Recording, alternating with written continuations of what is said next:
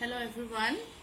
सबसे पहले तो ये वीडियो मैंने हिंदी में इसलिए बनाया है क्योंकि मेरे जितने भी फैंस हैं जो असम से बाहर रहते हैं उन लोगों को भी इस वीडियो के जरिए ये सारी बातें समझ में आए और ये जो लड़ाई हो रही है अन्याय के खिलाफ, अपराध के खिलाफ, हमारी इस लड़ाई में हमारा साथ दे सके।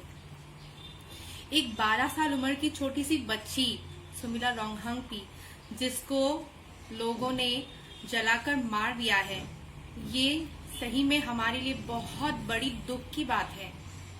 जबकि अभी हमारा पूरा देश, पूरी दुनिया कोरोना वायरस जैसे इतनी बड़ी महामारी के साथ जूझ रहा है, हम लोग लड़ रहे हैं इस बीमारी के साथ। इसी समय हमारी अपनी बेटी, हमारी अपनी बहन के साथ इतना बड़ा अन्याय हुआ है, तो इस बात को हम कभी आसानी से नहीं ले सकते हैं और हम कभी इस बात को टॉलरेट नहीं कर सकते हैं।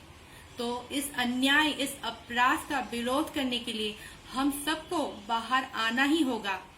इस अपराध का विरोध हमें करना ही होगा, इस अपराध के खिलाफ हमें लड़ना ही होगा।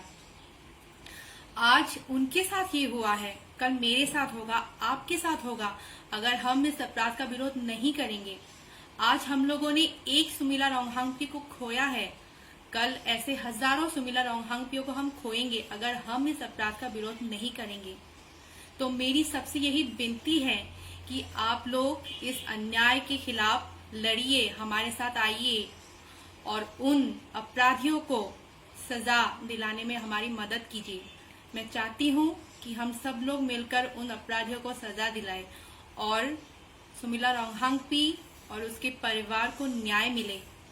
ये लड़ाई, ये अन्याय और अपराध के खिलाफ ये जो हमारी लड़ाई है, ये तब तक जारी रखेंगे हम लोग जब तक सुमिला रोंगहांगपी के परिवार को न्याय नहीं मिलती है और उन अपराधियों को उनकी किए की सजा नहीं मिलती है।